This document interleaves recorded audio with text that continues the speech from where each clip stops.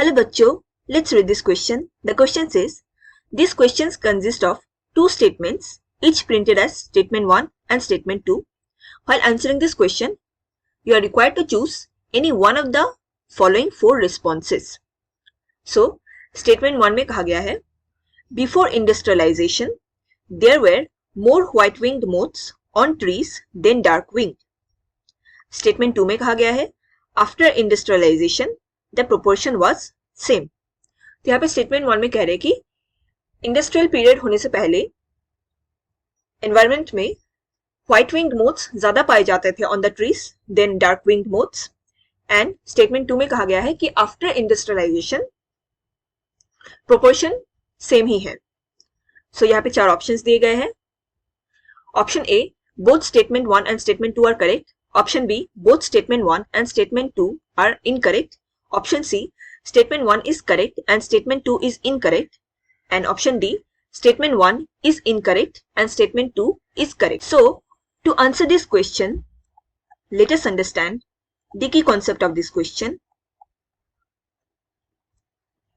Here, the key concept is industrial melanism.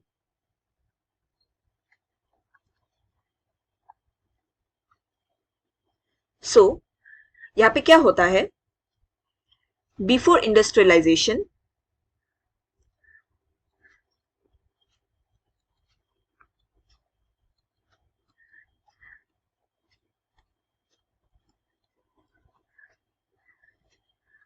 हमें ये देखने को मिलता था कि जो व्हाइट विंग्ड मोथ्स है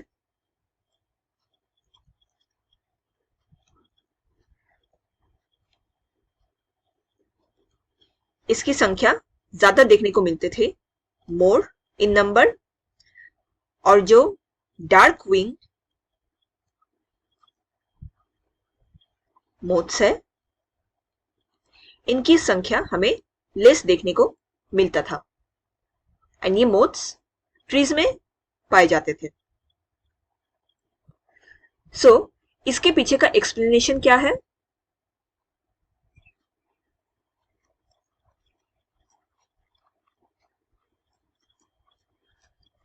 ये माना जाता है कि जब इंडस्ट्रियलाइज पीरियड शुरू नहीं हुआ था तो पहले के टाइम में देयर वाज नो पोल्यूशन, जिससे कि ट्रीज के ऊपर लाइकेंस ग्रो किया करते थे. लाइकेंस क्या होता है? ये फंजाई एंड एल्गी का एक एसोसिएशन होता है. एंड इनका प्रॉपर्टी ये होता है कि they are good indicators of pollution. मतलब ये पोल्यूटेड रीजन में ग्रो नहीं करते, जहां पे पोल्यूशन नहीं होता उसी रीजन में ग्रो करते हैं. सो लाइकेंस ट्रीज के ऊपर ग्रो किया करते थे. एंड जो ट्रीज होते थे ये लाइकेंस क्या करते थे? एक व्हाइटिश कवरिंग प्रोवाइड करते थे.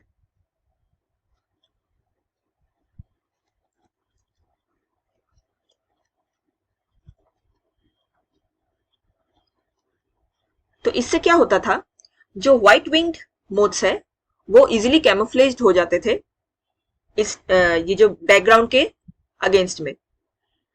तो और जो डार्क विंग्ड मोथ्स है ये डार्क कलर के होते थे. सो ये ज्यादा स्पॉटेड हो जाते थे अगेंस्ट द व्हाइट बैकग्राउंड. सो इस केस में क्या होता था, डार्क विंग्ड मोथ्स ये स्पॉटेड हो जाते थे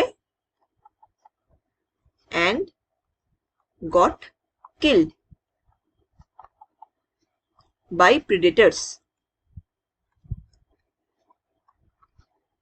प्रेडेटर्स जो मोथ्स को खाते हैं तो वो डार्क विंग्ड मोथ्स को इजीली स्पॉट कर लेते थे एंड उनको खा जाते थे. However, after industrialization,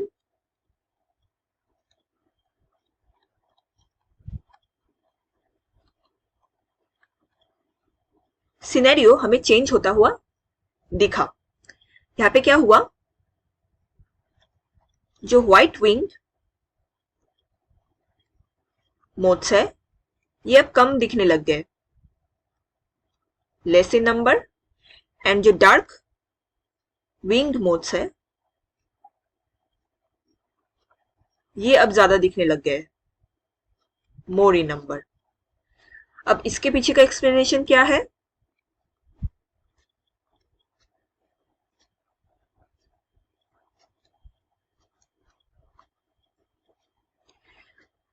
after industrial period क्या हुआ कि पॉल्यूशन लेवल इंक्रीज होना शुरू हो गया,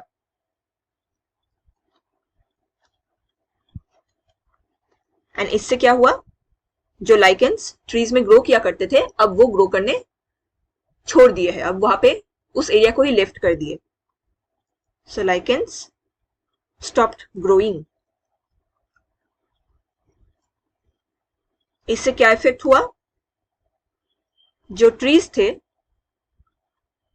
अब ये डार्कर इन कलर दिखने लग गए, अब वो व्हाइटिश कवरिंग नहीं दिखने लगा।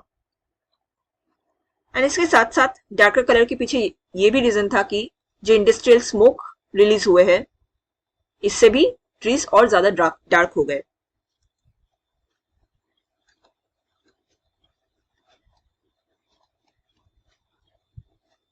सो इसलिए अल्टीमेट रिजल्ट क्या निकला इस सिचुएशन का, अब बैकग्राउंड डार्क कलर हो गए तो डार्क विंग्ड मोथ्स अच्छे से कैमोफ्लेज करने लग गए और व्हाइट विंग्ड मोथ्स अब स्पॉटेड होने लग गए। So white winged moths they got spotted and killed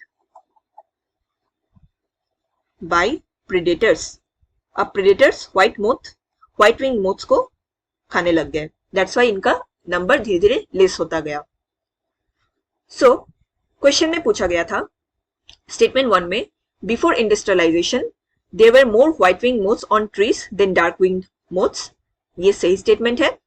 and statement 2 में कहा गया है after industrialization the proportion was same, ये इनकरेक्ट स्टेटमेंट है। आफ्टर इंडस्ट्रियलाइजेशन सिनेरियो उल्टा हो गया, अभी डार्क विंग मोथ्स ज्यादा दिखने लग गए एंड व्हाइट विंग मोथ्स कम दिखने लग गए।